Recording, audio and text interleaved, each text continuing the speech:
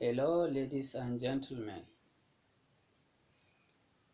Today I would like to share with all of us my own perplexity, an age-old perplexity, because it has been disturbing me and seeking for answers since when I was a little bit past a toddler myself.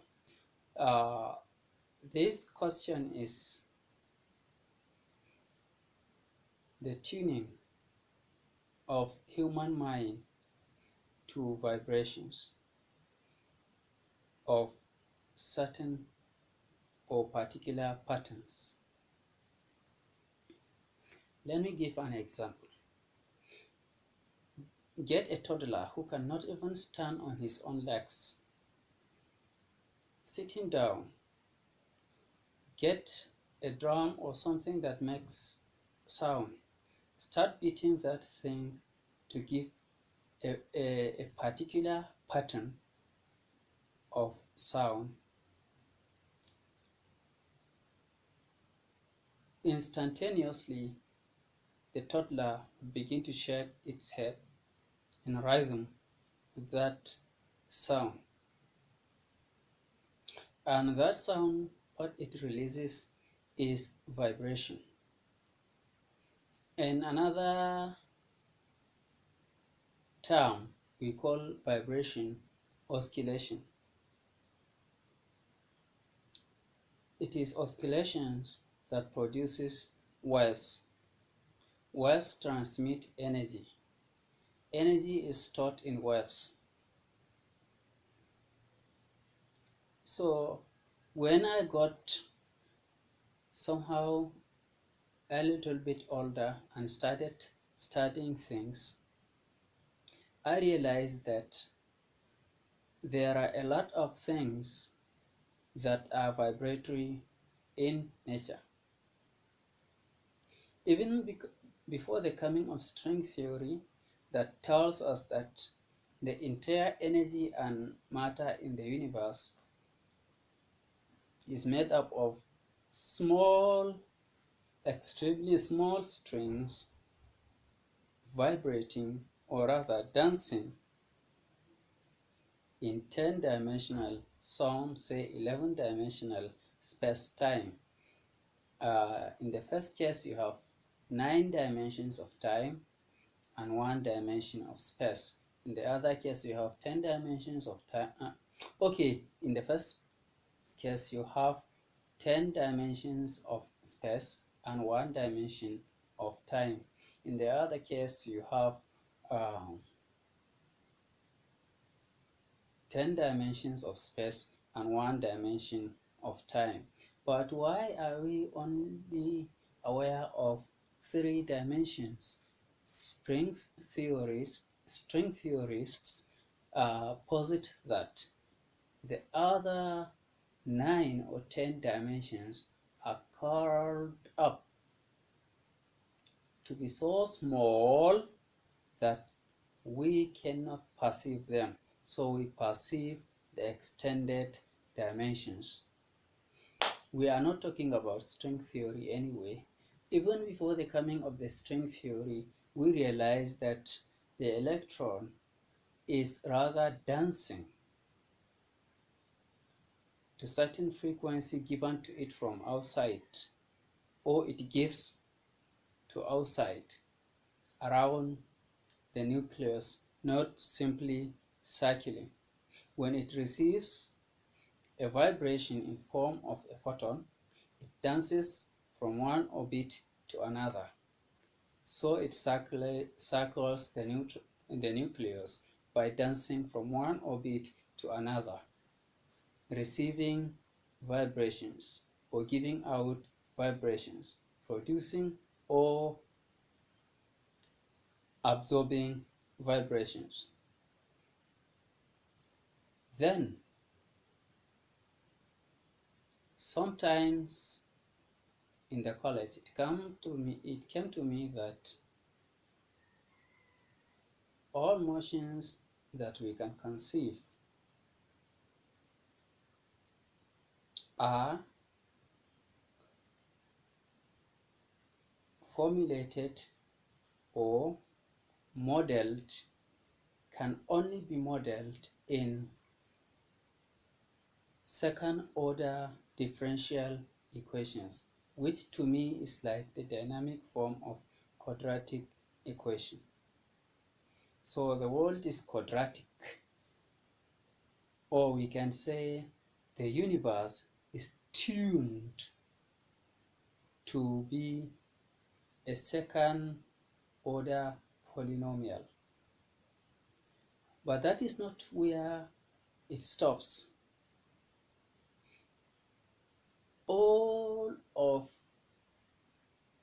the second order differential equations, whether partial differential equations, like in the case of Schrödinger equation, or in the case of RLC circuit equation, or in the case of spring mass equation, or in the case of in the case of swinging pendulum equation, in the case of wave equation, in the case of matter wave equation, okay, that is the Schrödinger wave equation, the solutions are unavoidably in a dancing form, in what we call sinusoidal solutions, sinusoidal forms. Sinusoidal means something that goes like this.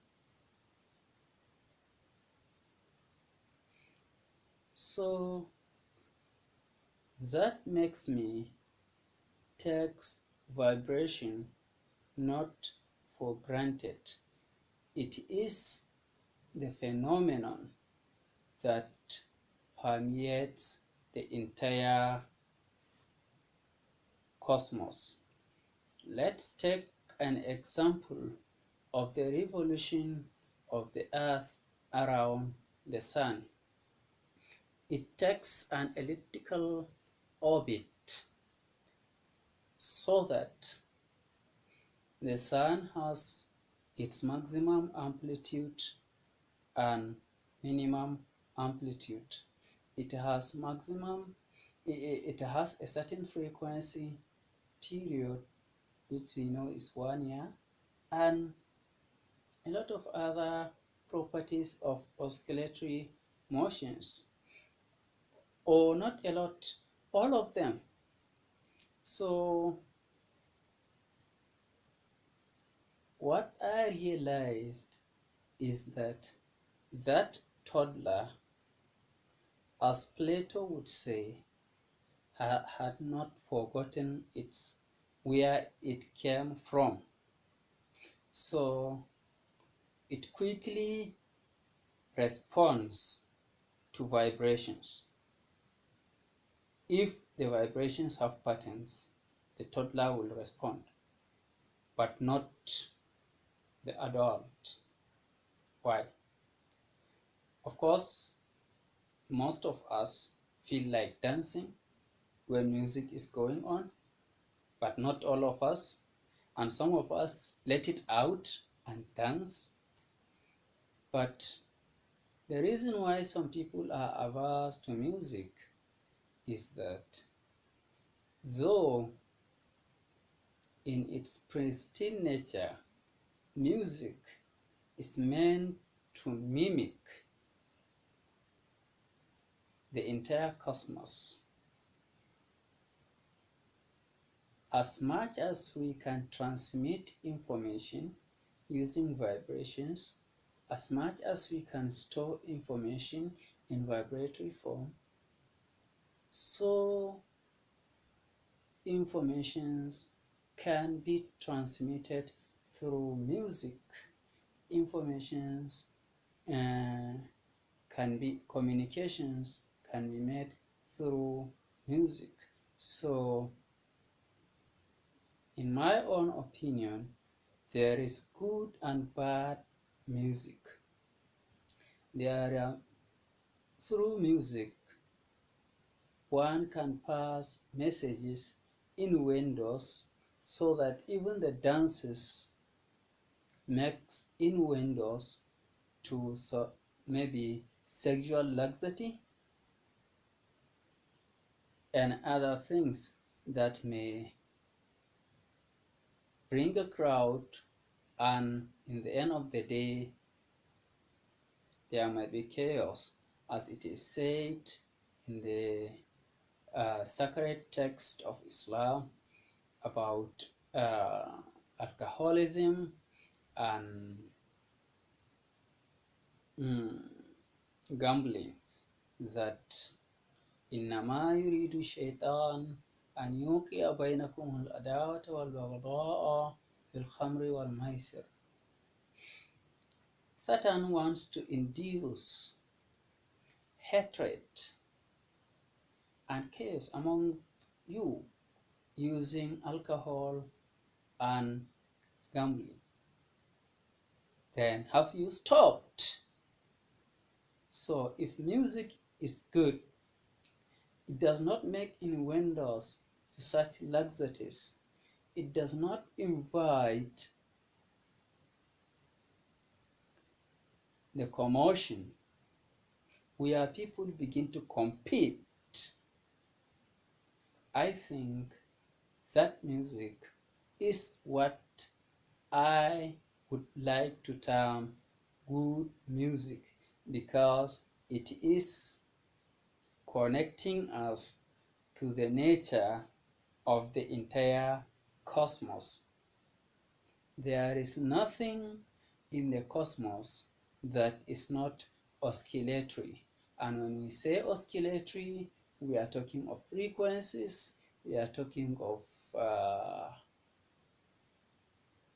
wavelengths, amplitude, pitch, and whatever that are applied to music. So music is a kind of mimicking or trying to reconnect us to the cosmic whole that toddler has not forgotten, but we have grown on this earth to forget what we are, because even our bodies are made up of atoms, molecules are also made up of atoms, and the electrons of in our body never cease that motion, that dancing pattern of absorbing and emitting, so that of vibrations, so that they dance from one orbit to another.